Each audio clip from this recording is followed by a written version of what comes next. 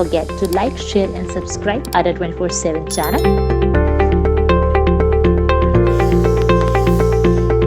Also download Ada 24/7 app.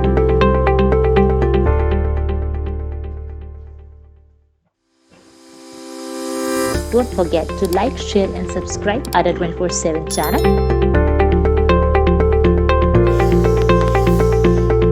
Also download Ada 24/7 app.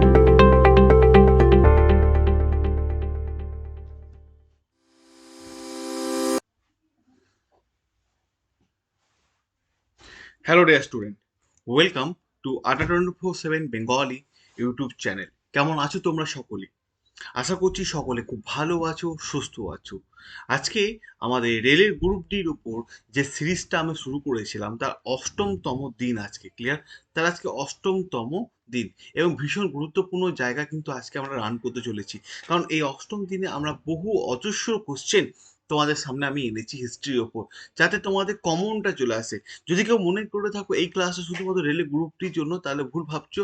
আমি এর সাথে সাথে বিভিন্ন এক্সামের জন্য যারা প্রিপারেশন নিচ্ছ, যেমন ধরো এসএসসি, ডাব্লিউবিসিএস, ঠিক আছে না, আরও বিভিন্ন মিসেলিনিয়াস, যারা প্রিপারেশন নিচ্ছ তারা সবাই কিন্তু এই ক্লাসটা করলে একটা গুরুত্বপূর্ণ মাত্রা পাবে বা একটা ভূমিকা পাবে।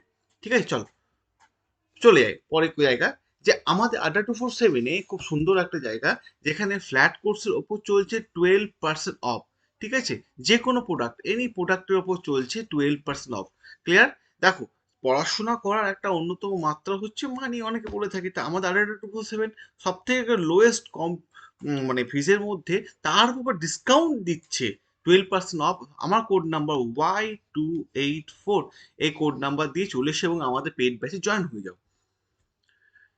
হাই বলি, এখানে আমাদের একটা বই দেখতে পাচ্ছ, জেনারেল নলেজের বই। শুধু এটাকে জিকে বই বললে হয়তো ভুল বলা হবে। এখানে জিকে বই বললে হয়তো ভুল বলা হবে, কারণ এই বইটাতে তোমরা পাবে পুরো জিএস পেপারটা, মানে জেনারেল স্টাডিজ পেপারটা।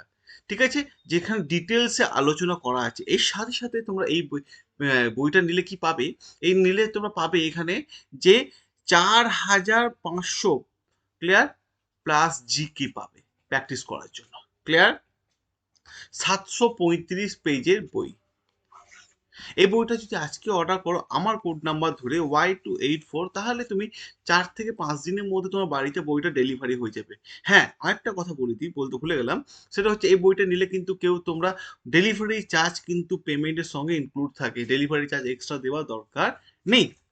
ক্লিয়ার? খুব সুন্দর একটা বই, কলেজ স্ট্রিটে পাবে না, অফলাইনেও পাবে না, শুধুমাত্র আমাদের আড্ডা 24/7 অ্যাপে কিন্তু বইটা পেয়ে যাবে। চলো, কোন মঙ্গল রাজা, ঠিক আছে, কোন মঙ্গল রাজা, মাথা রাখার চেষ্টা করো, জালালউদ্দিন খলজির সময় দিল্লি আক্রমণ করেছিল, মানে which Mangal ruler? Clear? Which Mangal ruler? কোন মঙ্গল রুলার? কোন মঙ্গল রুলার জালালউদ্দিন খলজির সময় দিল্লি আক্রমণ করেছিল? হামিদ চৌহান নাকি, না উলুগ খাঁ, না আবদুল্লাহ খাঁ, না নুসরত খাঁ? ক্লিয়ার? কোন মঙ্গল রাজা, মাথায় রাখার চেষ্টা করবে, ভীষণ ভীষণ গুরুত্বপূর্ণ জায়গা কিন্তু, ভীষণ গুরুত্বপূর্ণ জায়গা। কোন মঙ্গল রুলার জালালউদ্দিন খলজির সময় দিল্লি আক্রমণ করেছিল? জালালউদ্দিন খলজির সময় দিল্লি আক্রমণ করেছিল কোন মঙ্গল রাজা? হামিদ চৌহান, না উলুগ খান, না আবদুল্লাহ খান, না নুসরত খান? ক্লিয়ার? বলো বলো বলো, দেরি করো না, দেরি করো না, সময় নষ্ট করো না, কারণ চাকরির পরীক্ষার দিনের জন্য যত আমরা এগিয়ে যাব না, ততই কিন্তু আমরা একটা লড়াইয়ের দিকে এগিয়ে যাচ্ছি। আজকে একটা ফেল হলে আবার কিন্তু 3-4 লক্ষ ছেলের সঙ্গে তোমার প্রতিযোগিতা কিন্তু বেড়েই চলেছে, তাই না? এখানে যেটা হবে যে কোন মঙ্গলরা জালালউদ্দিন খলজির সময় দিল্লি আক্রমণ করেছিল, সেটা হচ্ছে আবদুল্লাহ খান। ক্লিয়ার? আবদুল্লাহ খান, বোঝা গেল? আর এই যে হামিদ চৌহান দেখছো না, এ ছিল একটা রাজা, একে আক্রমণ করেছিল জালালউদ্দিন খলজি। একে আবার জালালউদ্দিন খলজি আক্রমণ করেছে, শর্টকাট আমরা জেকে লিখে দিলাম। ক্লিয়ার? একে আক্রমণ কি করেছিল? জালালউদ্দিন খলজি কিন্তু একে আক্রমণ করেছিল। ক্লিয়ার? কিন্তু জালালউদ্দিন খলজি, মাথা রাখার চেষ্টা করবে, হামিদ চৌহানকে দুবার আক্রমণ করেছিল, কিন্তু দুবারই যুদ্ধ ছাড়াই কিন্তু জালালউদ্দিন খলজি ব্যর্থ হয়েছিল। যুদ্ধ ছাড়াই, যুদ্ধ হয়নি, সিঁড়ি দিয়ে যখন উঠছিল তখনই কিন্তু দুবার ব্যর্থ হয়েছিল। ক্লিয়ার? হামিদ চৌহান দুবার তাকে জালালউদ্দিন খলজিকে পরাজিত করেছিল। এবার বলবে স্যার কিভাবে সিঁড়ি দিয়ে উঠছে, আপনি কি সব কথাবার্তা বলছেন? হ্যাঁ বন্ধু শোনো, এই যে ধরো একমাত্র ভারতবর্ষে যত রাজবংশ দেখবো তার মধ্যে এই হামিদেব চৌহানের রাজবংশ নাম কি ছিল? রণথম্বুর। এই যে পাহাড়ি এরিয়া, এই জায়গাটা হচ্ছে রণথম্বুর। ক্লিয়ার? রণথম্বুরের দিকে যখন পাহাড়ের দিকে জালালউদ্দিন খলজি সৈন্য নিয়ে আসছে, তখন হামিদেব চৌহানের সৈন্যরা ওপর থেকে পাথর ফেলতে শুরু করলো। তা হামিদ জালালউদ্দিন খলজি কিন্তু ওপরে আর উঠতে পারলো না, ঠিক করলো যে পেছন দিক থেকে আক্রমণ করবো, তখন গাছে গুঁড়ি ফেলতে শুরু করলো। তাই রণথম্বুরকে জালালউদ্দিন খলজি দুবার আক্রমণ করলেও একবারও কিন্তু হারাতে পারেনি। ক্লিয়ার? উলুগ খান কে ছিল? উলুগ খান, উলুগ খান হচ্ছে যার নাম অনুসারে দিল্লিতে একটা মার্কেট আছে বা একটা এরিয়া আছে যার নাম হচ্ছে কি বলতো, কি বলতো, মঙ্গলপুরী শহর। মঙ্গল মঙ্গলপুরী, যার নাম অনুসারে জালালউদ্দিন খলজি মঙ্গলপুরী শহর করেছে। আর উলুগ খান বলে যে আবদুল্লাহ খান, এই যে আবদুল্লাহ খানের চিফ কমান্ডো ছিল, চিফ কমান্ডো। ক্লিয়ার? নুসরত খান, নুসরত খাঁ কে ছিল? নুসরত খাঁ ছিল Alauddin Khalji chief commando, Alauddin Khalji chief commando, যার মাধ্যমে কর্ন বাঘেলাকে আলাউদ্দিন খলজি গুজরাটের রাজা কর্ন বাঘেলাকে আক্রমণ করেছিল, কিন্তু আলাউদ্দিন খলজি যুদ্ধে যায়নি। আলাউদ্দিন খলজি পাঠিয়েছিল তার প্রধান সেনাপতি নুসরত খাঁ, নুসরত খাঁকে পাঠিয়েছিল গুজরাটের রাজা কর্ন বাঘেলা। ক্লিয়ার? কর্ন বাঘেলাকে পরাজিত করতে, বাঘেলাকে পরাজিত করতে। ক্লিয়ার? চলো তাহলে একটা কোশ্চেনের সঙ্গে চারটে অপশন অ্যানালাইসিস হয়ে গেল এবং তোমরা এক্সট্রা ডেটা পেয়ে গেলে, তাই না? চলো, ঝাইন ফোর্ট কোথায় অবস্থিত? ঝাইন ফোর্ট। ক্লিয়ার? ঝাইন ফোর্ট কোথায় অবস্থিত? Rajasthan, Delhi, Gujarat, none of this. বলো ঝাইন ফোর্ট। ঠিক আছে, ঝাইন ফোর্ট কোথায় অবস্থিত? ঝাইন ফোর্ট, ঝাইন ফোর্ট কোথায় অবস্থিত? হ্যাঁ, ঝাইন ফোর্ট, ঝাইন ফোর্ট কোথায় অবস্থিত? ঝাইন ফোর্ট দেখো, ঝাইন ফোর্টকে প্রথম আক্রমণ করেছিল জালালউদ্দিন খলজি। ক্লিয়ার? যাকে আমরা শর্টকাটে জেকে বলছি। কারণ জালালউদ্দিন খলজির উদ্দেশ্য ছিল না ঝাইন ফোর্টকে আক্রমণ করা, কিন্তু তাকে করতে হয়েছিল তার একটা অন্যতম কারণ। ঝাইন ফোর্ট অবশ্যই রাজস্থানে আছে। ক্লিয়ার? রাজস্থানে। ধরো এইটাকে মনে করো রাজস্থান। ক্লিয়ার? রাজস্থানের মধ্যে একটা বড় জায়গা যার নাম হচ্ছে, রাজা হচ্ছে কি? রণথম্বুর। ক্লিয়ার? যার রাজা হচ্ছে হামিদ দেব চৌহান। আর এই জায়গাটা হচ্ছে ঝাইন ফোর্ট। তো জালালউদ্দিন আর এখানে দিল্লি। ক্লিয়ার? এই যে ম্যাপটা দেখো দিল্লি। জালালউদ্দিন খলজিকে যদি আক্রমণ করতে হয়, প্রথমে ঝাইন ফোর্টকে আক্রমণ করতে হবে। ঝাইন ফোর্ট আক্রমণ করলো, ঝাইন ফোর্ট জয়লাভও করে নিল, ঝাইন ফোর্ট জয়লাভও করে নিল। কিন্তু ঝাইন ফোর্ট আক্রমণ করার পর সেই যখন রণথম্বুরের দিকে এগোলো, তখন 2 টাইমস অ্যাটাক করলো, কিন্তু 2 টাইমস অ্যাটাক করার পর কিন্তু সে কিন্তু সম্পূর্ণরূপে ফেল হয়ে গেল। ক্লিয়ার? সম্পূর্ণরূপে ফেল হয়ে গেল। বোঝা গেল? চল পরের কোশ্চেন। ভারতের নিজস্ব একটা সংবিধান তৈরি করা হোক, এই দাবিটা প্রথম কে তুলেছিলেন? তুমি বলবে যে এই ঝা, হিস্ট্রি পড়তে পড়তে কনস্টিটিউশন কি করে চলে এলো? না বাবা, হিস্ট্রি পড়তে পড়তে কনস্টিটিউশন আসেনি, এটা কিন্তু হিস্ট্রির পার্ট। তোমাদের যে মেকিং অফ কনস্টিটিউশনটা আছে না, সেটা কিন্তু হিস্ট্রিরই পার্ট। ঠিক আছে? মডার্ন হিস্ট্রি, আইএনএমের পার্ট। ভারতের একটা নিজস্ব সংবিধান করা হোক, এই দাবিটা প্রথম কে তুলেছিলেন? মহাত্মা গান্ধী, এম এন রয়, না জওহরলাল নেহেরু, না সর্দার বল্লভ ভাই প্যাটেল? বলো, ভারতে একটা নিজস্ব সংবিধান তৈরি করা উচিত, হুম, তৈরি করা হোক বা উচিত, দুটোই একই কথা, দুটোই দাবি তুলেছে। হ্যাঁ, এই দাবিটা প্রথম কে তুলেছিলেন? ভারতে নিজস্ব একটা সংবিধান তৈরি করা হোক, এই দাবিটা প্রথম কে তুলেছিলেন? এই দাবিটা, ভারতে একটা নিজস্ব সংবিধান তৈরি করা হোক, এই দাবিটা প্রথম কে তুলেছিলেন? কে তুলেছেন দাবিটা? মহাত্মা গান্ধী। এই দাবিটা উঠেছিল, ভারতে একটা নিজস্ব সংবিধান তৈরি করা হোক, এই দাবিটা উঠেছিল 1934 সালে। ক্লিয়ার? ভারতের একটা নিজস্ব ল হোক, ইনি কিন্তু দাবি তুলেছিলেন। ক্লিয়ার? ইনি কিন্তু দাবি তুলেন, দাবি তোলার পর সংবিধানে এনাকে আর তেমন ভাবে কোনো অ্যাক্টিভিটি দেখা যাবে না। তার নাম হচ্ছে মানবেন্দ্র রয়, এম এন রয়, মানবেন্দ্র রয়। ক্লিয়ার? যাকে আমরা শর্টকাটে বলি এম এন রয়। ক্লিয়ার? যখন মানবেন্দ্র রায়, যখন একজন সাধারণ মানুষ যখন এই সংবিধান তৈরি করার দাবিটা তুললেন, ক্লিয়ার, মাথায় রাখার চেষ্টা করো, তো সাধারণ মানুষের দাবি তুলে কোনো ইস্যু তুলে তার কি মানে সঙ্গে সঙ্গে ফল পায়? হয় না, সাধারণত হয় না, দেখা যায় না।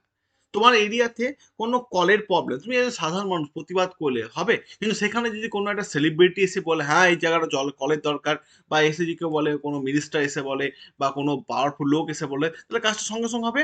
সেরকম ভাবে যখন মানবেন্দ্র রায় 1934 সালে দাবি করলেন ভারতের একটা সংবিধান তৈরি করা হোক, তখন কিন্তু তাকে কিন্তু কেউ গুরুত্ব দিল না। কিন্তু ঠিক তার 1 বছর পর 1935 সালে ঠিক তার 1 বছর পর 1935 সালে যখন এই দাবিটা তুললো, ঠিক আছে, যখন এই দাবিটা তুললো, মাথায় রাখার চেষ্টা করবে, যখন এই দাবিটা তোলা হলো 1935 সালে, হ্যাঁ, যে ভারতীয় সংবিধান তৈরি কে তুললো, এটা তুললো আইএনসি, ইন্ডিয়ান ন্যাশনাল কংগ্রেস, ঠিক না? তাহলে তো সঙ্গে সঙ্গে দাবিটা সাকসেসফুল হবে, সে তেমনই একটা ব্যাপার ছিল। তাহলে ভারত, একটা কথা মাথায় রাখার চেষ্টা করি, ভারতের সংবিধান ভারতে কোন পলিটিক্যাল পার্টি রিকমেন্ডেশনে তৈরি হয়েছিল, এখনো যে সংবিধানটা আছে সেটা হচ্ছে আইএনসি, ইন্ডিয়ান ন্যাশনাল কংগ্রেস, ভারতের জাতীয় কংগ্রেস। ক্লিয়ার? চলো পরের কোশ্চেন, ভারতের সংবিধান কোন কমিটি বানায়? আমি এখনই কোশ্চেন করলাম তোমাদেরকে যে কোন political party, which political party ছিল, which political party, political party, which political party, সেটা উত্তর হবে আইএনসি। ক্লিয়ার? সেটা উত্তর হবে আইএনসি। কিন্তু ভারতের সংবিধান, ভারতের সংবিধান, ঠিক আছে, মাথায় রাখার চেষ্টা করো যে ভারতের সংবিধান কোন কমিটি বানায়? অগস্ট অফার কমিটি, না ক্রিপস মিশন, না ক্যাবিনেট মিশন? বলো, ভারতের সংবিধান কোন কমিটি বানায়? নান অফ দিসটা তোমাদের সুবিধার্থে আমি কেটে দিচ্ছি, তোমাদের সুবিধার্থে আমি নান অফ দিসটা কেটে দিচ্ছি, কোনো চিন্তা নেই, নান অফ দিসটা তোমাদের সুবিধার্থে আমি কেটে দিচ্ছি।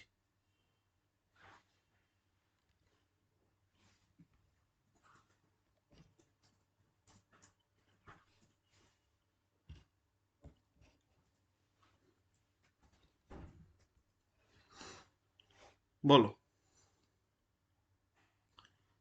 ভারতের সংবিধান কোন কমিটি বানায়? কোন কমিটির রিকমেন্ডেশন, হুইচ কমিটি রিকমেন্ডেশন, কোন কমিটি রিকমেন্ডেশন? ভীষণ একটা ইন্টারেস্টিং কোশ্চেন। তোমরা নিশ্চয়ই পলিটি স্যার, গৌতম স্যার আছে, দীপাঞ্জন স্যার আছে, এদের কাছে নিশ্চয়ই পড়েছো, মৌলি ম্যাম আছেন, এদের কাছে নিশ্চয়ই শুনেছো, ঠিক আছে, কিন্তু এটা হিস্ট্রির একটা পার্ট। কোন কমিটি? যখন আইএনসি এই দাবিটা তুললো, ঠিক আছে না, যে ভারতে একটা কনস্টিটিউশন, ভারতে একটা সংবিধান বানানো দরকার, ঠিক আছে না, হ্যাঁ, তখন আইএনসি ছুটে গেল ব্রিটিশদের কাছে। কাদের কাছে? ব্রিটিশদের কাছে। কার কাছে? ব্রিটিশদের, ব্রিটিশদের কাছে। কার কাছে? অগাস্ট অফার কমিটির কাছে। ক্লিয়ার? August offer committee. আমি দেখো, আমি কিন্তু আগে দাগ দিচ্ছি, অগাস্ট অফার কমিটির কাছে। August offer committee, August offer committee তৈরি হয়েছিল 8 অগাস্ট, হ্যাঁ, 19 কত, 49 না 40, এটা বলো তো, এটা বলো তো, এটা কত? হুম, 40। ক্লিয়ার? অগাস্ট অফার কমিটির কাছে গেল। যখন অগাস্ট অফার কমিটির কাছে গেল, ঠিক আছে না, তখন অগাস্ট অফার কমিটি বলল ঠিক আছে তোমাদের সংবিধানে বানিয়ে দেবো, কোনো অসুবিধা না, তোমাদের সংবিধানে বানিয়ে দেবো, কোনো অসুবিধা না, কিন্তু আমাদের টাকা লাগবে। হ্যাঁ দেবো। কিন্তু ভারতীয় সেই সময় ভারতীয়রা দাবি করলো যে আমরা কেন তোমাদের তৈরি সংবিধান নেব, আমরা কেন তোমাদের তৈরি সংবিধান নেব, কারণ তোমরা তো ব্রিটিশ। আইএনসি চাপে পড়ে গেল, আইএনসি কে বলছে যে ব্রিটিশরা আমাদের উপর অত্যাচার করলো, সেই ব্রিটিশের তৈরি সংবিধান নেবে। তখন আইএনসি বললো যে ঠিক আছে, ব্রিটিশের তৈরি সংবিধান নেব না। এরপর কার কাছে গেল? এরপর গেল, সেকেন্ড অপশন ছিল ক্রিপস মিশন, 1942, ঠিক আছে, 1942। ক্লিয়ার? 1942 ক্রিপস মিশনের কাছে গেল আইএনসি, তোমরা আমাদের সংবিধান বানিয়ে দাও। ভারতবাসীকে বোঝালো এবং গেল। ক্রিস বললো বানিয়ে দেবো, ঠিক আছে, কোনো সমস্যা নেই। কিন্তু after the second world war, হ্যাঁ, সেকেন্ড ওয়ার্ল্ড ওয়ার যেটা শুরু হয়েছিল 1939 টু 45, ক্লিয়ার, শেষ হয়েছিল। যখন সেকেন্ড ওয়ার্ল্ড ওয়ার শেষ হয়ে যাবে, তারপর তোমাদের সংবিধান আমি কিন্তু বানিয়ে দেবো, কোনো সমস্যা নেই। ঠিক আছে, কোনো চাপ নেই, তাহলে তুমি আমাদের সংবিধান বানিয়ে দিও, কোনো প্রবলেম নেই, তুমি বানিয়ে দিও। কিন্তু মোহাম্মদ আলী জিন্না বললো যে তোমরা সংবিধান যা বানাবে বানাও, কোনো অসুবিধা নেই। আমার সংবিধান বানানোর আগে আমার একটা দাবি আছে, সেপারেট কান্ট্রি ফর মুসলিম, মুসলিমদের জন্য কিন্তু একটা আলাদা দেশ দরকার, মুসলিমদের জন্য একটা আলাদা দেশ দরকার, তারপর তোমার সংবিধান যা বানায় বানাও। আইএনসি, মুসলিম লীগ কিন্তু প্রথমে বিরোধিতা করতে শুরু করলো। আর আইএনসি দেখছি যে এত দিন অপেক্ষা করতে হবে, কখন দ্বিতীয় বিশ্বযুদ্ধ শুধু শেষ হবে, কোন ঠিক ঠিকানা নেই, তা ক্রিপ মিশনও রিজেক্ট হয়ে গেল। এরপর 1946-এ আবার একটা মিশনের কাছে বা আইএনসি গেল, যার নাম হচ্ছে cabinet mission. Clear? Cabinet mission. Clear? Cabinet mission, cabinet mission ভারতের সংবিধান বানায়। রাইট আনসার কি? Cabinet mission. ক্লিয়ার? তাহলে প্রথমে গেছিল, ফার্স্ট অপশন ছিল এ, সেকেন্ড অপশন ছিল এ, থার্ড অপশন ছিল এ। ক্লিয়ার? এই জায়গাটা বোঝা গেল? এবার প্রশ্ন হয়, ক্যাবিনেট মিশন কতগুলো মেম্বারকে নিয়ে সংবিধান বানিয়েছিল? ভারতের সংবিধান মেম্বারের সংখ্যা ছিল 52 জন। ঠিক না? 52 জন। ক্যাবিনেট মিশন কাজ শুরু করেছিল কত সালে ভারতের সংবিধান বানাতে? 13ই অগস্ট। আমি লিখে দিচ্ছি এখানে 13ই অগস্ট। ঠিক আছে না? 13ই অগস্ট 1946। ঠিক আছে? ভারতের সংবিধান বানাতে, হ্যাঁ, ভারতের সংবিধান বানাতে কতদিন টাইম লেগেছিল? ভারতের সংবিধান বানাতে কতদিন টাইম লেগেছিল? মাথা রাখার চেষ্টা করো। ভারতের সংবিধান বানাতে কতদিন টাইম লেগেছিল? হুম, বলো।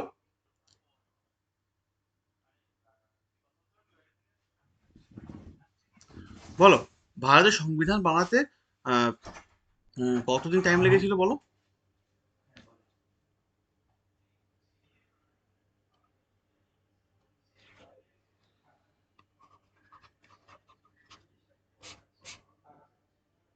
2 বছর 11 মাস 18 ডেজ। ক্লিয়ার? ঠিক আছে, 2 বছর 11 মাস 18 দিন। ঠিক আছে, বোঝা গেল? এবার প্রশ্ন হয় যে কতদিন টাইম লাগে, কত টাকা খরচ হয়েছিল? 64 lakhs। সংবিধান বানাতে কতটা খরচ? 64 lakhs। কতদিন টাইম লেগেছিল? 2 বছর 11 মাস 18 দিন, খরচা 64 লাখ। কতগুলো দেশের সংবিধান পড়ে আমাদের সংবিধান করা লেখা হয়েছিল? 60 কান্ট্রি। ক্লিয়ার? 60 কান্ট্রি। চলো পরের কোশ্চেন আমরা চলে যাবো। Recommendation of federal government, recommendation of federal গভর্নমেন্টে কতজন মেম্বার ছিল? রিকমেন্ডেশন অফ ফেডারেল গভর্নমেন্টে কতজন মেম্বার ছিল? 5 জন। ঠিক না? 5 জন, 11 জন, 23 জন, 3 জন। রিকমেন্ডেশন অফ ফেডারেল গভর্নমেন্টে কতজন মেম্বার ছিল? রিকমেন্ডেশন অফ ফেডারেল গভর্নমেন্ট 5 জন, 11 জন, 23 জন, 3 জন। ঠিক আছে না? Recommendation of federal government, recommendation of federal government কতজন মেম্বার ছিল? রিকমেন্ডেশন অফ ফেডারেল গভর্নমেন্ট মানে কি? যখন ক্যাবিনেট ক্যাবিনেট মিশন যখন আমাদের সংবিধান লিখতে শুরু করলো, তখন আমাদের নিজেদের ওপর বিশ্বাস ছিল না। আমাদের নিজেদের ওপর বিশ্বাস ছিল না। মাথা রাখার চেষ্টা করে, আমাদের ওপর নিজেদের ওপর বিশ্বাস ছিল না যে ক্যাবিনেট মিশন ঠিক লিখছে না ভুল লিখছে। ঠিক আছে? ক্যাবিনেট মিশন ঠিক লিখছে না ভুল লিখছে। তাই আমরা ভারতীয়রা, আইএনসি কি করলো, যে তারা তাদের মতো সংবিধান লিখে দেবে না, তো সেই জন্য আইএনসি কি করলো, 3 জন ব্যক্তিকে নিযুক্ত করলো। ঠিক আছে না? যে তোমরা, ব্রিটিশরা ক্যাবিনেট মিশন যে সংবিধানটা লিখছে সেটা তোমরা এক কাজ করো, তোমরা ঠিক লিখছে না ভুল লিখছে এই জায়গাটা তোমরা একটু নোট করো এবং দেখো। ঠিক আছে না? তাই রিকমেন্ডেশন অফ ফেডারেল গভর্নমেন্ট নামে একটা মানে কমিটি তৈরি করা হলো, যে কমিটির মেম্বার ছিল 3 জন। কে কে? এক নম্বর হচ্ছে স্যার প্যাথিক লরেন্স। 2 নম্বর স্যার স্ট্যাফোর্ড ক্রিপস। 3 নম্বর দেখবো A.V. আলেকজান্ডার। ক্লিয়ার? এই 3 জন ব্যক্তি, এই 3 জন ব্যক্তিকে বলা হয় রিকমেন্ডেশন অফ ফেডারেল গভর্নমেন্টের মেম্বার। এই রিকমেন্ডেশন অফ ফেডারেল গভর্নমেন্টটা তৈরি কে করেছিল? তৈরি করেছিল মহাত্মা গান্ধী, জওহরলাল নেহেরু, ঠিক না, বল্লভ ভাই প্যাটেল, এরা সবাই মিলে তৈরি করেছিল। এবং এদের যে সংবিধান, যে আমাদের সংবিধান লিখছে, ভেরিফাই করছে, তার খরচা কিন্তু এই আইএনসি বেয়ার করেছিল। ঠিক আছে? চলো পরে কথা। ব্রিটিশ সময় ভারতীয়রা কোন কনস্টিটিউশন অ্যাসেম্বলি তৈরি করেছে? না, ব্রিটিশ ভারতে প্রথম কনস্টিটিউশন অ্যাসেম্বলি তৈরি করে, এটা কত সালে আছে? যখন ব্রিটিশরা ভারতবর্ষ ছিল, কোশ্চেনটা বুঝে নাও, যখন ব্রিটিশরা ভারতবর্ষ ছিল তখন প্রথম কনস্টিটিউশন অ্যাসেম্বলি তৈরি হয়েছিল, মানে ব্রিটিশদের time, British time, British time. Clear? British time, British time. বলো বলো বলো কি হবে?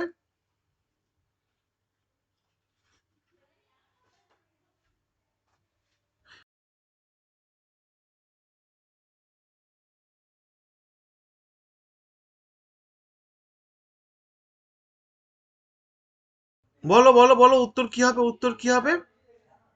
বলো উত্তর কি হবে? হুম, বলো উত্তর কি হবে? উত্তর সুন্দরভাবে, উত্তর কি হবে? উত্তর আমাদের একটু বলো, তাড়াতাড়ি আনসার দাও, তাড়াতাড়ি আনসার দাও।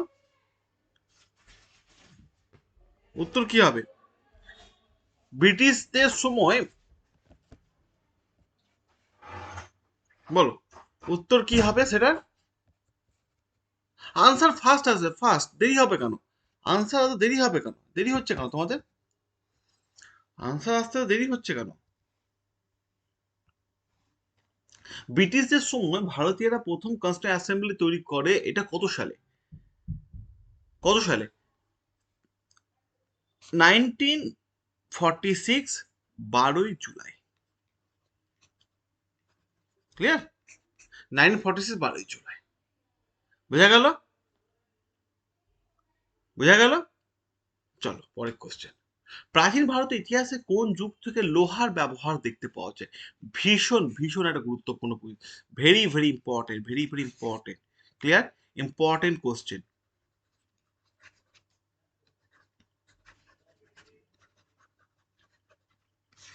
বলো, প্রাচীন ভারতের ইতিহাসে, হ্যাঁ, কোন যুগ থেকে লোহার ব্যবহার দেখতে পাওয়া যায়? একটা জিনিস মাথায় রাখার চেষ্টা করবে, দুটো জিনিস আমি কথা বলি। একটা হচ্ছে লোহা, একটা হচ্ছে ঘোড়া। একটা হচ্ছে লোহা, একটা হচ্ছে ঘোড়া। ক্লিয়ার? এই দুটো মাথায় রাখার চেষ্টা করবে। একটা হচ্ছে লোহা, একটা হচ্ছে ঘোড়া। ঘোড়াতে উঠেছো? ঘোড়া, ঘোড়ায় উঠেছো? এই দুটো জিনিস কিন্তু ভারতে অরিজিন, ভারতে কিন্তু অরিজিন না। একটা যুগের মানুষ এটা নিয়ে এসেছিল, একটা যুগের মানুষ বাইরে থেকে এটা নিয়ে এসেছিল। কোন যুগ? বৈদিক যুগ, হরপ্পা সভ্যতার যুগ, মৌর্য যুগ, গুপ্ত যুগ। একটা যুগের মানুষ কিন্তু নিয়ে এসেছিল। বলো, প্রাচীন ভারতের ইতিহাসে কোন যুগ থেকে লোহার ব্যবহার দেখতে পাওয়া যায়? লোহার ব্যবহার, লোহা, আয়রন। বলা হয়ে থাকে যে আয়রন আমাদের দেশেই প্রথম আবিষ্কার হয়। না না, এরকম কিছু না। আয়রন এবং লোহা এবং ঘোড়া, ঘোড়ার চাষও কিন্তু ভারতবর্ষে তাদের হাত দিয়ে হয়, তাদের হাত দিয়ে হয়। এই প্রশ্নটা ডাব্লিউবিসিএস এক্সামে বহু বহুবার এসেছে। প্রিলিমস হোক বা মেন্স হোক, মাথা রাখার চেষ্টা করো। প্রিলিমস হোক বা মেন্স হোক, বহুবার এসেছে। প্রাচীন ভারতের ইতিহাসে কোন যুগ থেকে লোহার ব্যবহার মানুষ দেখতে পেত? বলো।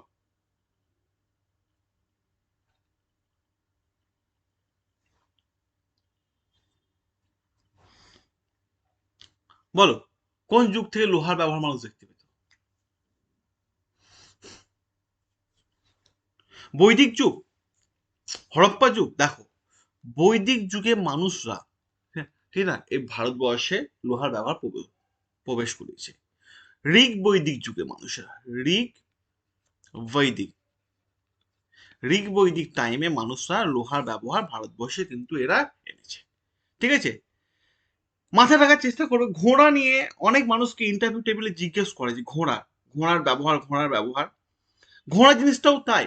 ঘোড়াতে কিন্তু চাষ করা দেখা যায় ভারতবর্ষে। ঘোড়া কিন্তু যখন বৈদিক যুগের লোকেরা ভারতবর্ষে প্রবেশ করলো, হ্যাঁ, ভারতবর্ষে যখন প্রবেশ করছে তখন এরা কিন্তু ঘোড়াও এনেছিল। ক্লিয়ার? এই দুটো মাথায় রাখার চেষ্টা করবে। আর বৈদিক যুগ কি জানো তো? আমরা দুটো যুগে ভাগ করতে পারি, একটা ঋগ বৈদিক, একটা ল্যাটার বৈদিক। ঋগ বৈদিক যুগে মানুষ লেখাপড়া জানতো না। ঋগ বৈদিক যুগে মানুষ লেখাপড়া জানতো না। বেদের অপর নাম শ্রুতি দেখে শুনেছ, সেটা হচ্ছে ঋগ বৈদিকের কারণ। কারণ ঋগ বৈদিকে মানুষ লেখাপড়া জানতো না, মুখে মুখে শুনতো এবং শুনেই মুখস্থ করতো। ক্লিয়ার? কিন্তু ল্যাটার বৈদিক যুগে মানুষ লেখাপড়া, অক্ষর আবিষ্কার হলো, সবকিছু হলো। আর হরপ্পা সভ্যতা, এখানে মাথায় রাখার চেষ্টা করো, বৈদিক টাইম, ক্লিয়ার, বৈদিক টাইম প্লাস প্লাস হরপ্পা সভ্যতা, হরপ্পা সিভিলাইজেশন, এই দুটো টাইমে কোনো এভিডেন্স কিন্তু পাওয়া যায়নি। ক্লিয়ার? আচ্ছা, এই যে ঋগ্বেদের কথা বলা হচ্ছে না, ঋগ্বেদ কিন্তু এই বৈদিক যুগে, ঋগ বৈদিক যুগে, ঠিক আছে? ঋগ্বেদ কিন্তু এই ঋগ বৈদিক যুগে। বলে স্যার তাহলে কি করে হয়েছিল? ওই যে লিখে লিখে ল্যাটার বৈদিক যুগে লেখা হয়েছিল ঋগ্বেদ, এবং লিখে লিখে রাখতো, মনে মনে মনে রাখতো, মুখস্থ করে রাখতো, এটাই। চলো আমি বলে দিই, আমাদের আডা 247-এ WBSSC গ্রুপ সি ডির ওপর কিন্তু সুন্দর একটা মক টেস্ট চলে এসছে। সুন্দর একটা মক টেস্ট, ঠিক আছে না? সুন্দর একটা মক টেস্ট। ক্লিয়ার? যে সমস্ত ছাত্রছাত্রীরা এই মক টেস্টটা নিতে চাও, খুব কম, বেশি দরকার নেই, কারণ মক টেস্ট প্রত্যেকটা চাকরি পরীক্ষার জন্য দেওয়া উচিত। তারা নিজের মানে জায়গাটা বুঝতে পারবে, নিজের ক্যাপাবিলিটিটা বুঝতে পারবে, ঠিক আছে? মক টেস্ট কিন্তু দেওয়া উচিত। এটা কিন্তু আমি সব ছাত্রছাত্রীদের বলি যে তোমরা যাই করো না কেন, তোমরা জীবনে যাই করো না কেন, মক টেস্টটা কিন্তু দাও। মক টেস্টটা গুরুত্বপূর্ণ ভূমিকা পালন করে। তা ডাব্লিউবিএসএসসি যে সমস্ত স্কুল সার্ভিসের জন্য যে সমস্ত ছেলেমেয়েরা পড়াশোনা করছো, দেখো 2022 সালে একটা সম্ভাবনা কিন্তু রয়েছে, আমরা আন্দাজে বলছি না, মানে আন্দাজেই বলছি, ঠিক আছে, যে সম্ভাবনা রয়েছে, ঠিক আছে না? অতএব এতদিন ধরে ছেলেমেয়েরা বসে আছে, প্রিপারেশন তাদেরও হাই, নিজের প্রিপারেশনটা যদি একটু হাই র্যাঙ্কে আনতে চাও, নিজের প্রিপারেশনটা যদি হাই র্যাঙ্কে আনতে চাও, তাহলে মাথায় রাখার চেষ্টা করো এই জায়গাটা কিন্তু তোমাদের গুরুত্বপূর্ণ ভূমিকা নিতে হবে, এবং এই জায়গাটা ভূমিকা পালন করবে। তাহলে এসএসসির জন্য যে সমস্ত ছাত্রছাত্রীরা পড়াশোনা করছো group C, clear, group C বা গ্রুপ ডি, ঠিক আছে না, তাদেরকে অবশ্যই বলবো এই টেস্ট সিরিজটা না, কত টাকা খরচা, বেশি তো নয়, নিজের বিচার নিজেই করো। 12টা টোটাল টেস্ট সিরিজ পাবে, আমার কোড নাম্বার হচ্ছে Y284, কারণ এই কোড নাম্বারে সব থেকে মানে লো প্রাইসে পেয়ে যাবে। আর যে সমস্ত ছাত্রছাত্রীরা ডাব্লিউবিসিএস এর জন্য প্রিপারেশন নিচ্ছ, আর তো কয়েকটা দিন পরই তো তোমাদের নোটিফিকেশন আসতে চলেছে আশা করছি, ঠিক আছে? এবং 2022-এ যারা এই সমস্ত ছাত্রছাত্রীরা মানে পরীক্ষায় বসতে চলেছো, তাদের কাছে হাতে টাইম বেশি দিন নেই, তাদেরকে বলবো এই যে আমাদের টেস্ট সিরিজটা আছে, এই টেস্ট সিরিজটা নিয়ে নাও, দারুণ দারুণ গুরুত্বপূর্ণ টেস্ট আমি তোমাদের বলছি, ঠিক না? কারণ টেস্ট সিরিজ এমন একটা জিনিস না যেখানে নিজের জায়গাটা আমি নিজের ভ্যালুটা বুঝতে পারি যে আমাকে এই পোর্শনটা থেকে পড়তে হবে বা ওই পোর্শন থেকে পড়তে হবে। আর টেস্ট সিরিজ অনেকটা সময় সাজেশন হিসাবেও কাজ করে। তোমরা জানো কি জানি না, অনেক সময় সাজেশন হিসাবেও কাজ করে। তাদেরকে বলবো অবশ্যই, টেস্ট সিরিজটা কিন্তু তোমরা নিয়ে নাও। ক্লিয়ার? আমার code number Y284, clear? Y284 দিয়ে নিয়ে নাও। সামবেদের নিয়ম কানুন, সামবেদ নিয়ম কানুন, rules regulation, rules regulation, regulation, সামবেদের নিয়ম কানুন অনুসারে যিনি পুজো করতেন তাকে কি বলা হতো? সামবেদের নিয়ম কানুন অনুসারে যিনি পুজো করতেন তাকে কি বলা হতো? কর্ত্রী, কর্ত্রী বা এটা হয় হোত্রী, ঠিক আছে, হোত্রী। আদভায়ুস, উদ্গোত্রী, নানবতী, সামবেদের নিয়ম কানুন অনুসারে, ঠিক আছে? সামবেদ কখন লেখা হচ্ছিল? যদি আমরা বেদকে, হ্যাঁ, বেদকে বৈদিক যুগকে আমরা ভাগ করি, বৈদিক যুগে দুটো যুগ দেখতে পাবো, একটা হচ্ছে ঋগ্বেদ, ঋগ্বেদ, আর একটা যুগ দেখবো ল্যাটার বেদ। ল্যাটার বেদ, ঋগ্বেদে শুধু ঋগ্বেদ লেখা হয়েছিল, ল্যাটার বেদে কি লেখা হয়েছিল? হ্যাঁ, সামবেদ, সামবেদ, ঠিক আছে না, যজুর্বেদ, যজুর্বেদ, অথর্বেদ, ক্লিয়ার? তো সামবেদের নিয়ম কানুন অনুসারে যিনি পুজো করতেন, ঠিক আছে, তাকে কি বলা হতো? সামবেদে বলতো উদ্গোত্রী, উদ্গোত্রী, আদভায়ুষ,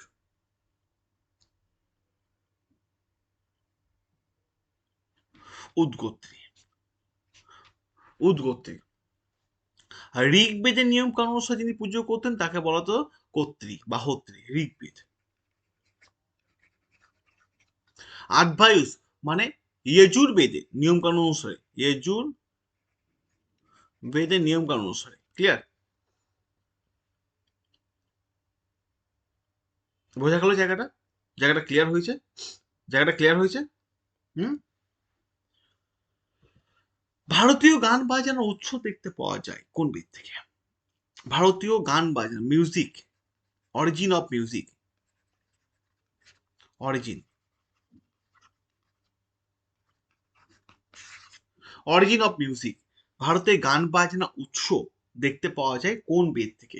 মানে আমাদের যে বিভিন্ন গানগুলো বাজে না, এই ডিজে ফিজে হ্যান ত্যান মিউজিক দেখো না, বিভিন্ন ইনস্ট্রুমেন্ট গুলো থাকে না, ক্রিং ক্রিং ক্রিং ক্রিং, হ্যান গিটার ফিটার, হ্যাঁ, এতে গান বাজনার একটা উৎস, মানে গানের ছলে পেশ করা, গানের ছলে, ঠিক আছে না?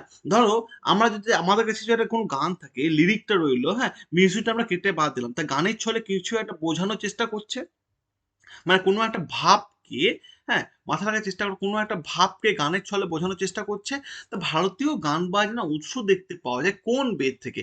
ঋগ্বেদ, না সামবেদ, না যজুর্বেদ, না অথর্ববেদ? ঠিক আছে না? অথর্ববেদকে বেদই বলা হতো না প্রথম দিকে। এই যে ৪ টে বেদ দেখছো না, এই ৪ টে বেদ কিন্তু একদিনে লেখা হয়নি। এই ৪ টে বেদ কিন্তু একদিনে লেখা হয়নি। এই ৪ টে বেদ লিখতে বহু কাল, বহু বছর ধরে টাইম লেগেছে। যুগের পর যুগ, তারও যুগ, তারও যুগ। ১ যুগ মানে ১২ বছর। মানে যুগের পর যুগ, তারও যুগ, তারও যুগ ধরে কিন্তু লেখা হয়েছে। একদিনে কিন্তু কখনোই এইসব বেদ লেখা সম্ভব ছিল না।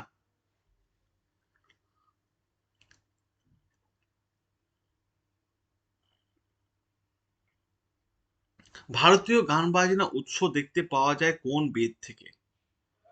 ভারতীয় গান বাজনা উৎস দেখতে পাওয়া যায় কোন বেদ থেকে?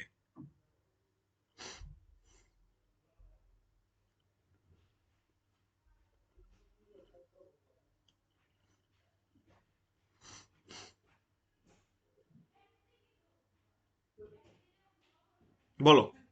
ভারতীয় গান বাজনার উৎস, এটা অবশ্যই সামবেদ থেকে। সামবেদ থেকে। ঠিক আছে? সামবেদ থেকে। ইয়েজুরবেদ কে দুটো ভাগে ভাগ করা যায়। ইয়েজুরবেদকে দুটো ভাগ করা যায়। ইয়েজুরবেদকে শুক্লা ইয়েজুরবেদ, শুক্লা ইয়েজুরবেদ, আর কৃষ্ণা যজুর্বেদ। একমাত্র এই ৪ টে বেদের মধ্যে যজুর্বেদকে দুটো ভাগে ভাগ করা যায়। সামবেদকে যেমন বললাম গানের ছলে পেশ করা হতো, যজুর্বেদকে কিন্তু পদ্য ও গদ্যর ছলে পেশ করা হতো। পদ্য ও গদ্য, গদ্য আকারে। ক্লিয়ার? চলো পরে কোশ্চেন যাবো। প্রথম ওষুধের কথা উল্লেখ আছে কোন বেদে? প্রথম ওষুধের কথা উল্লেখ আছে। ওষুধ, ওষুধ, ওষুধের কথা উল্লেখ আছে ঋগ্বেদ, সামবেদ, যজুর্বেদ, অথর্ববেদ। ওষুধের কথা উল্লেখ আছে কোন বেদে? প্রথম এই ওষুধের কথা উল্লেখ দেখতে পাওয়া যায় কোন বেদে? ঋগ্বেদ, সামবেদ, যজুর্বেদ, অথর্ববেদ। কোন বেদ থেকে আমরা ওষুধের কথা, মেডিসিনের কথা উল্লেখ করতে দেখতে পাবো? মেডিসিন। ক্লিয়ার? দেখো ঋগ্বেদ মানে কি? ঋগ্বেদ হচ্ছে যে ভগবানের কাছে আমরা প্রার্থনা, মানে ভগবান পুরোহিত যে পুজো করছে না, যে এখন বেলপাতা দাও, এখন জল, গঙ্গা জল দাও, এই যে নিয়ম কানুন, নিয়ম কানুন কিভাবে পুজো করতে হয় তার নিয়ম কানুন উল্লেখ করা আছে ঋগ্বেদে। সামবেদে কি? যে ভগবানের কাছে আমি প্রার্থনা কিভাবে করব, প্রার্থনা করার নিয়ম কানুন আছে সামবেদে। যজুর্বেদে কি? যজুর্বেদে মানে হচ্ছে স্যাক্রিফাইস, মানে হচ্ছে যে ভগবান তুমি আমাকে এই জিনিসটা পাইয়ে দাও, তার প্রত্যুত্তরে তোমাকে আমি এই জিনিসটা দিয়ে দেবো। ঠিক আছে না? তুমি আমাকে পাস করে দাও, তার প্রত্যুত্তরে আমি তোমাকে এই জিনিসটা দেবো। এটা হচ্ছে স্যাক্রিফাইস। ক্লিয়ার? অথর্ববেদে প্রথম কিন্তু মানে মেডিসিনের কথা উল্লেখ আছে যে এই জিনিসটা সাদা ট্যাবলেট খাও, খেলে তুমি সুস্থ হয়ে যাবে। ক্লিয়ার? ওষুধের কথা উল্লেখ করা আছে অথর্ববেদে। একটা কথা মাথায় রাখার চেষ্টা, এই অথর্ববেদ কিন্তু অনেক কাহানি আছে। অথর্ববেদকে প্রথমে কিন্তু বেদ হিসাবে, হ্যাঁ, বেদ হিসাবে কিন্তু স্বীকৃতি দেওয়া হয়নি। ক্লিয়ার? অথর্ববেদকে প্রথম বেদ হিসাবে স্বীকৃতি দেওয়া হয়নি, বহু কাল পর শেষ হিসাবে স্বীকৃতি দেওয়া হয়েছে। তাহলে বলবে যে স্যার আপনি ঋগ্বেদের কথা বললেন, সামবেদের কথা বললেন, যজুর্বেদের কথা বললেন, তা অথর্ববেদের কথা বললেন না কেন? অথর্ববেদে বলিনি তার একটা কারণ, অথর্ববেদকে বেদ হিসাবে স্বীকৃতি দেওয়া হয়নি। এটা আমি এখনো বলছি, আগেও বলেছি, এখনো বলছি যে অথর্ববেদে আছে ব্ল্যাক ম্যাজিক। ঠিক আছে না? ব্ল্যাক ম্যাজিক,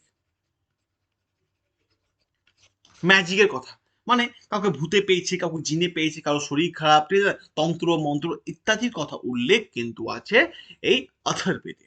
ঠিক আছে না? মানুষকে সুস্থ করা, ঠিক আছে না, এই ধরনের তন্ত্র মন্ত্র কথা উল্লেখ আছে অথর্ববেদে। তার অথর্ববেদকে প্রথম দিকে বেদ হিসাবে স্বীকৃতি না দিলেও পরবর্তীকালে বেদ হিসাবে তাকে স্বীকৃতি দেওয়া হয়েছে। কোন যুগে মানুষ বড় বড় গোষ্ঠীতে একত্রিত ভাবে মিলিত হয়ে বসতি স্থাপন করতে শুরু করলো? কোন যুগে, কোশ্চেনটাকে বোঝো তারপর পড়ো। কোন যুগে মানুষ বড় বড় গোষ্ঠীতে একত্রিত ভাবে মিলিত হয়ে বসবাস করতে শুরু করলো? প্রথম, এই জায়গাটা মাথায় রাখার চেষ্টা করো। প্রথম ঋগ বৈদিক যুগে না ল্যাটার বৈদিক যুগে? কোন যুগে মানুষ বড় বড় গোষ্ঠীতে একত্রিত ভাবে মিলিত হয়ে বসতি স্থাপন করলো? ঠিক না? মানে একটা জিনিস জেনে রাখো, কয়েকটা পরিবার, কয়েকটা ফ্যামিলি, হ্যাঁ, ফ্যামিলি, কয়েকটা ফ্যামিলিকে নিয়ে হয় একটা পরিবার। ঠিক না? বা কয়েকটা ফ্যামিলিকে নিয়ে হয় একটা গোষ্ঠী। ক্লিয়ার? গোষ্ঠী। কয়েকটা গোষ্ঠীকে নিয়ে হয় কি হয়? একটা গ্রাম, একটা গ্রাম। হুম? কয়েকটা গ্রামকে নিয়ে হয় একটা জনপদ, জনপদ। কয়েকটা জনপদ নিয়ে হয় মহাজনপদ, মহাজনপদ। ক্লিয়ার? বোঝা গেল? এই জিনিসটা মাথায় রাখবে। তা মানুষ ধীরে ধীরে একত্রিত ভাবে বসতি স্থাপন করা শুরু করলো ল্যাটার বৈদিক যুগে। ঋগ বৈদিক যুগে অভ্যাসটা করতে শুরু করেছিল, কিন্তু করতে সফল হয়নি। ল্যাটার বৈদিক যুগে মানুষ ধীরে ধীরে একত্রিত হয়ে বসতি স্থাপন করা শুরু করলো। রাজা তৈরি হওয়ার ধারণা, রাজা তৈরি হওয়ার ধারণা দেখতে পাওয়া যায় কোন যুগ থেকে? রাজা, কিং। রাজা তৈরি হওয়ার ধারণা দেখতে পাওয়া যায় কোন যুগ থেকে? হরপ্পা সভ্যতা, মৌর্য যুগ, গুপ্ত যুগ। রাজা তৈরি হওয়ার ধারণা দেখতে পাওয়া যায় কোন যুগ থেকে? রাজা তৈরি হওয়ার ধারণা দেখতে পাওয়া যায় কোন যুগ থেকে? রাজা তৈরি হওয়ার ধারণা, বলো। রাজা তৈরি হওয়ার ধারণা দেখতে পাওয়া যায় কোন যুগ থেকে? কোন যুগ থেকে রাজা তৈরি হওয়ার ধারণা দেখতে পাওয়া যায়? হরপ্পা সভ্যতা, হরপ্পা সভ্যতায় তোমরা কি যদি কেউ বলে থাকো হরপ্পা সভ্যতা, যে ভেবে থাকো, তো হরপ্পা সভ্যতা কি রাজা দেখতে পেয়েছিলে? হ্যাঁ, রাজা দেখতে পেয়েছিলে? গুপ্ত যুগে কি মানে রাজা পেয়েছিলে? হ্যাঁ, পেয়েছি। হরপ্পা পেয়েছিলে রাজা? না, পাইনি। মৌর্য যুগে? Yes, Maurya is right answer, right answer. Sir Maurya যুগের আগে কি রাজা ছিল না? কোশ্চেন। মৌর্য যুগে আগে কি রাজা ছিল না? কোশ্চেন। ইয়েস, রাজা ছিল। রাজা শুরু হয়েছিল, right answer, none of this. রাজা শুরু হয়েছিল ল্যাটার বৈদিক যুগ থেকে, ল্যাটার বৈদিক। এস বা টাইম, ল্যাটার বৈদিক যুগ থেকে। চলো পরে কোশ্চেন। বিষ্ণুগুপ্তের লেখা একটা বিখ্যাত বই যার নাম হচ্ছে অর্থশাস্ত্র। কোশ্চেনটা বুঝো। বিষ্ণুগুপ্তের লেখা একটা বিখ্যাত বই যার নাম হচ্ছে অর্থশাস্ত্র। এই বইটির মধ্যে কতগুলি শ্লোক আছে? বিষ্ণুগুপ্তের লেখা একটা বিখ্যাত বই অর্থশাস্ত্র, এই বইটির মধ্যে কতগুলি শ্লোক আছে বলো?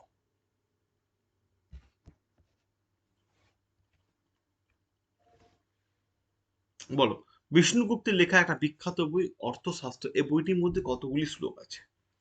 180টি, 6000, 5999 না? বিষ্ণুগুপ্তের নাম কি? বিষ্ণুগুপ্ত বলে ও বাবা অনেক আরেকটা নাম। বিষ্ণুগুপ্ত আরেকটা নাম কি? চাণক্য কৌটিল্য, কৌটিল্য। ক্লিয়ার? এই আরেকটা নাম চাণক্য কৌটিল্য। বিষ্ণুগুপ্তের লেখা একটা বিখ্যাত বইয়ের নাম হচ্ছে অর্থশাস্ত্র। চাণক্য যার, কৌটিল্য তারই নাম, বিষ্ণুগুপ্ত তারই নাম। কতগুলো শ্লোক আছে? কতগুলো? 6000টা শ্লোক। 180টা কি দেখতে পাবো? ভার্স দেখতে পাবো। হুম, ঠিক আছে। চন্দ্রগুপ্ত মৌর্য কত সালে সেলুকাস নিকেটরকে পরাজিত করেছিলেন? ঠিক না? চন্দ্রগুপ্ত মৌর্য কত সালে? সেলুকাস নিকেটর কে ছিলেন? সেলুকাস নিকেটর, সেলুকাস নিকেটর কে ছিলেন? সেলুকাস নিকেটর হচ্ছেন গ্রিকের রাজা, রুলার। এবং আলেকজান্ডার, গ্রিকের রাজা হওয়ার আগে আলেকজান্ডার চিফ কমান্ডো। যখন আলেকজান্ডার ভারত আক্রমণ করলো তখন সেলুকাস নিকেটরকে ভারতে যে সমস্ত জায়গা দখল করেছিল সেগুলো দায়িত্ব দেয়। তখন সেলুকাস নিকেটরের সঙ্গে লড়াই হবে চন্দ্রগুপ্ত মৌর্য কত সালে? 305 বিসিতে। ক্লিয়ার? এবং চন্দ্রগুপ্ত মৌর্য সেলুকাস নিকেটরের মেয়েকে বিবাহ করবে এবং তার দরবারে আসবে, চন্দ্রগুপ্ত দরবারে আসে মেঘাস্তিনিস, মেঘাস্তিনিস। এবং তখনই তিনি এসে ইন্ডিকা বই লিখবে, ইন্ডিকা। আরেকটা প্রশ্ন, মেগাস্টিনিসকে সেলুকাস নিকেটরের দরবারে এই চন্দ্রগুপ্ত মৌর্য দরবারে কে পাঠিয়েছিলেন? সেলুকাস নিকেটর। এটা কিন্তু মাথায় রাখার চেষ্টা করবে। কাশ নিকেটর। ক্লিয়ার? চলো আমাদের আরেকটা একটু বুঝতে পারেন, ডাব্লিউবিসিএস মহাপ্যাকেজ যে প্যাকেজটা আছে, যারা এখন পর্যন্ত নাও নি তারা অবশ্যই প্যাকেজটা নিয়ে নাও। ভীষণ গুরুত্বপূর্ণ এবং ইম্পর্টেন্ট প্যাকেজ। এই প্যাকেজের মধ্যে পাবে ডাব্লিউবিসিএস এর clear prelim batch plus mains batch plus optional batch plus test series plus ebook, everything পেয়ে যাচ্ছ ঘরে বসে। খালি ঘরে হাতের সামনে একটা অ্যান্ড্রয়েড মোবাইল ফোন থাকে। 24 মাস ভ্যালিডিটি এই কোর্সটা নিয়ে না, আমার কোড নাম্বার Y284, কারণ এখানে হাইয়েস্ট ডিসকাউন্ট পাবে। ভালো লাগলে ক্লাস লাইক করো, কমেন্ট করো ও শেয়ার করো। আর যদি কেউ নতুন এসে থাকে অবশ্যই আমার চ্যানেল সাবস্ক্রাইব করো, মাস্ট। ক্লিয়ার? ভালো থেকো। আগামীকাল থেকে আমার ক্লাস হবে সকাল 10টায়। সকলে ভালো থেকো, সুস্থ থেকো।